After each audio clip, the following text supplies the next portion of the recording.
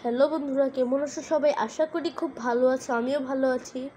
আজকে আমরা বাংলা ষষ্ঠ শ্রেণী অধ্যায় 1 মর্যাদা বজায় রেখে যোগাযোগ করি এই টপিকটা পড়ব। আশা করি তোমরা মনোযোগ দিয়ে দেখবে। আর যারা আমার চ্যানেলে নতুন, অবশ্যই সাবস্ক্রাইব করে পাশে থাকা বেল আইকনটি অন করে দাও। তো চলো বেশি কথা না বাড়িয়ে শুরু করা যাক।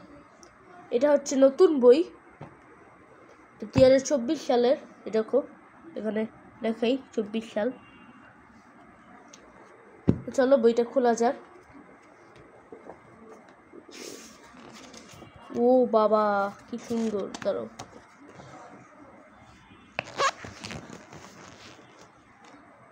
এরকম খুব সুন্দর করে কিনতে নিয়েছি।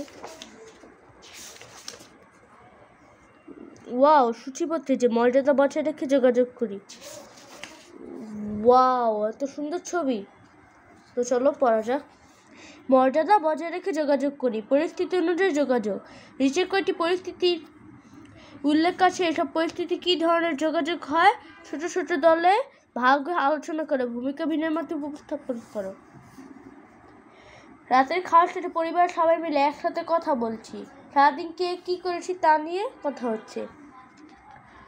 মায়ের সঙ্গে ছেঁড়া জুতা সেলাই করতে গিয়েছি।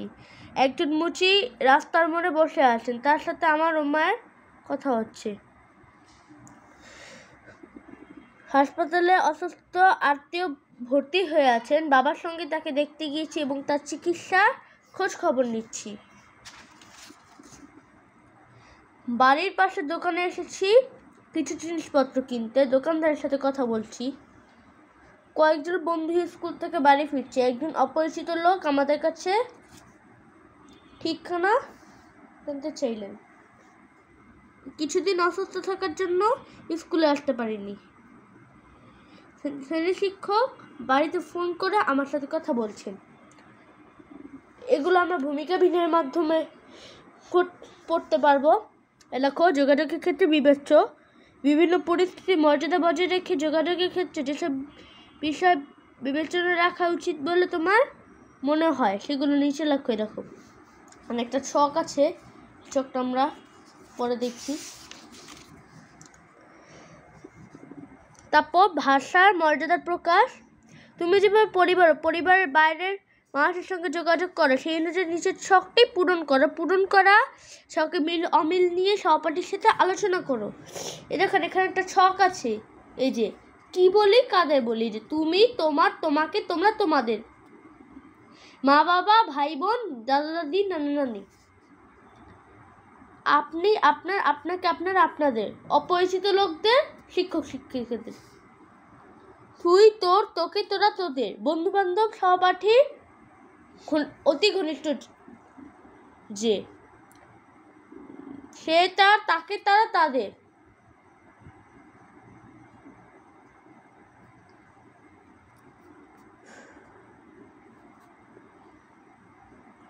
সরি বন্ধুরা, এটা আমরা পরে জেনে নিব। তিনি, তার, তাকে, তারা, তাদের, দূরের মানুষজন যারা, ও, ওর, ওকে, ওরা, ওদের, বন্ধু বান্ধব, আত্মীয় স্বজন, বয়সে ছোট যারা, আর সে, তার, তাকে, তারা, তাদের হচ্ছে যারা আমাদের প্রতিবেশী এবং বয়সে বড় যারা। নানা কারণে পরিবারের সঙ্গে সবার কথা বলতে হয়, আত্মীয় প্রতিবেশীর সঙ্গে কথা বলার দরকার হয়ে থাকে। এছাড়া সহপাঠীর সঙ্গে, শিক্ষকের সঙ্গে, বন্ধুর সঙ্গে, দোকানদারের সঙ্গে, অপরিচিত ব্যক্তির সঙ্গে নানা সময় কথা বলা দরকার হয়। এই যোগাযোগের ধরন একরকম হয় না।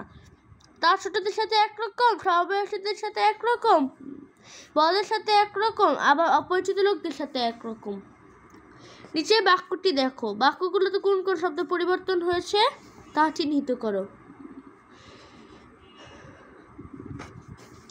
তুমি কেমন আছো, আপনি কেমন আছেন, তুই কেমন আছিস, সে কেমন আছে, তিনি কেমন আছেন, ও কেমন আছে।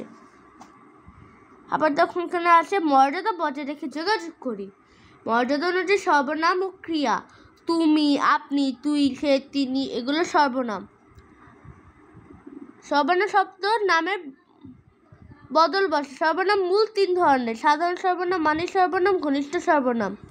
তুমি বলা যায় ভাই বোনকে, প্রিয়জনকে, বাবা মাকে, বন্ধুকে, এগুলো সাধারণ সর্বনাম। আপনি করে বলতে হয় শিক্ষককে, বয়সে বা আত্মীয় স্বজনকে, অপরিচিত লোককে, এগুলো মানের সর্বনাম। কার সঙ্গে অতি ঘনিষ্ঠ থাকলে অথবা কাউকে তুচ্ছ-তাচ্ছিল্য করতে তুই বলা হয়, এগুলো ঘনিষ্ঠ সর্বনাম। বন্ধুরা, আজকে আমরা এই পর্যন্ত পড়ব। পরে আমরা সর্বনামের রূপ, ক্রিয়াপদের রূপ সব জানবো। আজকে আমরা আপাতত এই পর্যন্ত পড়ি। যদি ভিডিওটা ভালো লাগে অবশ্যই লাইক করো, কমেন্ট করো। আর যারা আমার চ্যানেলে নতুন অবশ্যই সাবস্ক্রাইব করে পাশে থাকা বেল আইকনটি অন করে দিন। তাহলে বাই বাই।